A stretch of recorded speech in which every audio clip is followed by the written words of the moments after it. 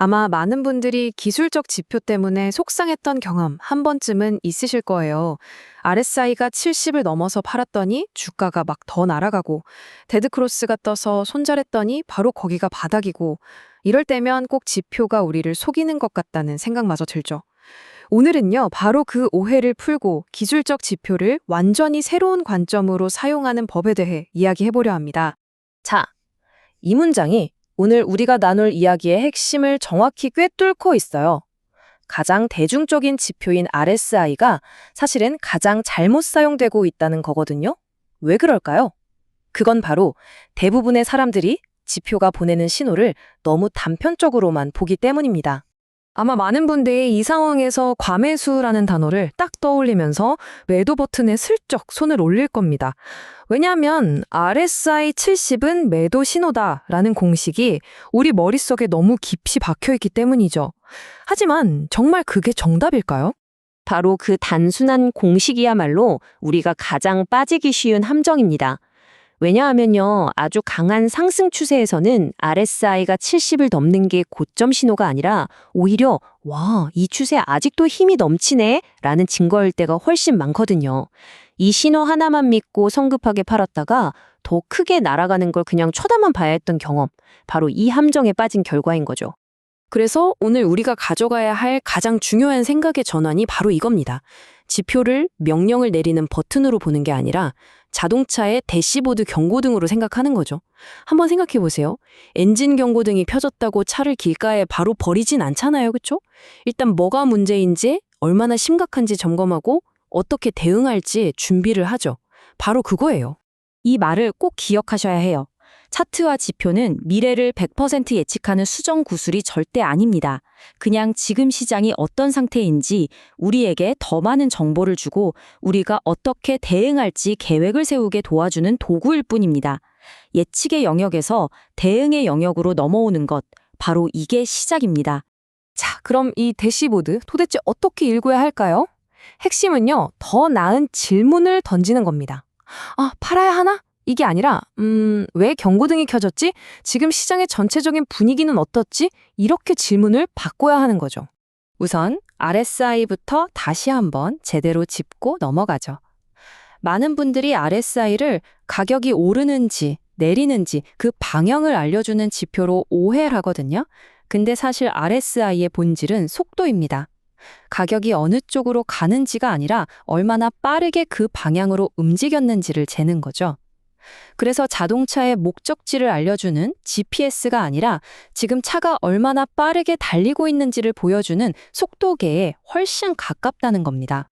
이게 왜 중요하냐면 바로 맥락 때문이에요. 한번 생각해 보세요. 속도계 바늘이 시속 100km를 가리키고 있어요. 꼬불꼬불한 골목길에서 100km로 달리는 거랑 뻥 뚫린 고속도로에서 100km로 달리는 거랑 의미가 완전히 다르잖아요. 마찬가지입니다. 시장이 옆으로 기어가는 횡보장에서의 RSI 70은 과열 신호일 수 있지만 가만 상승 추세라는 고속도로 위에서의 RSI 70은 오히려 강력한 추진력을 의미할 수 있는 거죠.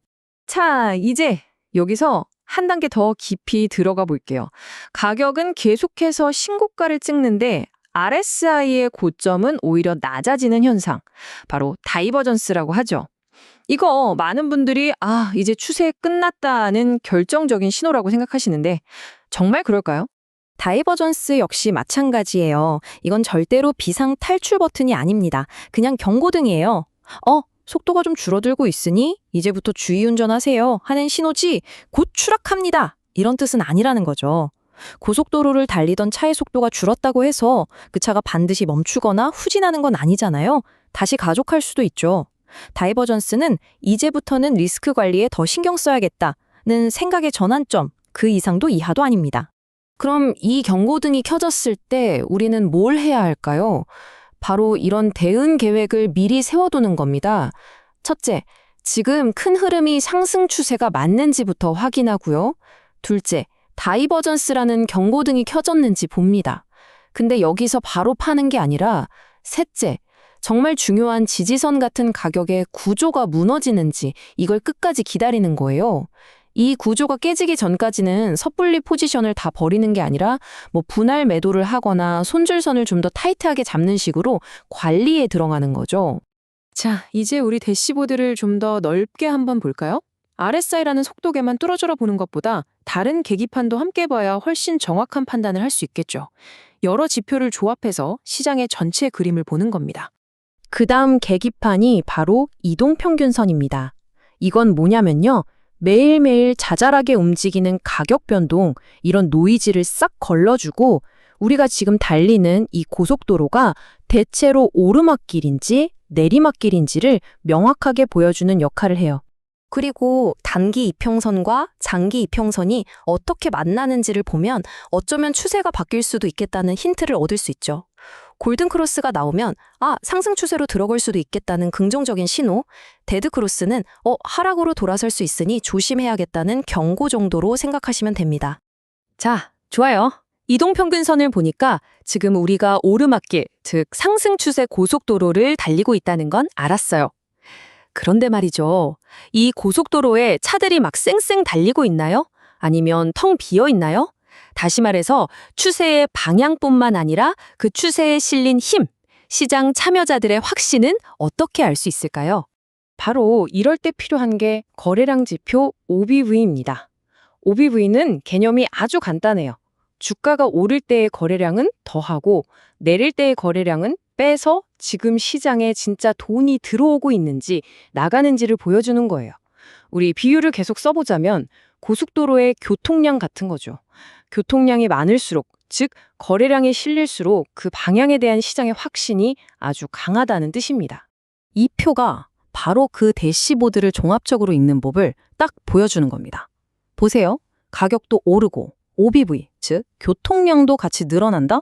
이건 뭐 아주 건강하고 힘이 넘치는 상승 추세라는 거죠. 근데 가격은 오르는데 OBV가 줄어들고 있다. 이건 차는 별거 없는데 가격만 오르는 뭔가 힘이 빠지고 있는 약한 상승일 수 있다는 거예요. 이게 바로 또 다른 다이버전스죠. 이렇게 가격과 거래량을 함께 보면 훨씬 더 깊이 있는 분석이 가능해집니다. 자, 이제 이 모든 걸 한번 종합해 볼까요? 예측에 매달리는 대신에 시장이 보내는 신호에 현명하게 대응하는 여러분만의 새로운 툴키트를 만들어 보는 겁니다. 과매수 신호가 딱 떴을 때 당황하지 말고 이 30초짜리 체크리스트를 한번 꺼내보는 거예요. 자, 지금 시장이 추세장인가 횡보장인가 체크. RSI가 70 이상인데도 가격은 계속 고점을 뚫고 있나 체크. 조정이 나와도 중요한 지지선은 잘 지켜지고 있나 체크. 다이버전스는 보이지만 아직 지지선은 깨지지 않았나 체크. 그리고 가장 중요한 질문, 나의 손절 기준이 RSI 숫자가 아니라 명확한 가격 구조에 기반하고 있는가 체크. 만약 이 질문들의 대부분 그렇다고 답할 수 있다면 RSI 70이라는 숫자는 더 이상 공포의 영역이 아니게 됩니다. 오히려 강력한 추세 속에서 어떻게 하면 수익을 더 키우고 리스크를 관리할까를 고민하는 관리의 영역이 되는 거죠. 감정적인 공포에서 이성적인 관리로 넘어가는 바로 그 순간입니다. 결국 우리가 하는 이 기술적 분석의 목표는요, 매번 시장의 방향을 족집게처럼 맞히는 게 아닐지도 모릅니다. 그보다 중요한 건 어떤 상황이 와도 내 소중한 자산을 지키고 꾸준히 수익을 쌓을 수 있는 나만의 단단한 계획과 원칙을 만드는 것, 바로 그게 아닐까요? 자, 오늘 이야기 어떠셨나요? 이제 여러분의 차트를 다시 한번 펴보시고 스스로에게 질문을 던져보세요. 내 차트 위의 지표들은 나에게 무조건적인 명령을 내리는 단순한 버튼인가? 아니면 시장을 더 깊이 이해하고 현명하게 대응하도록 돕는 정교한 대시보드인가? 아마 이 질문에 대한 답이 여러분의 투자를 완전히 바꿔놓을지도 모릅니다.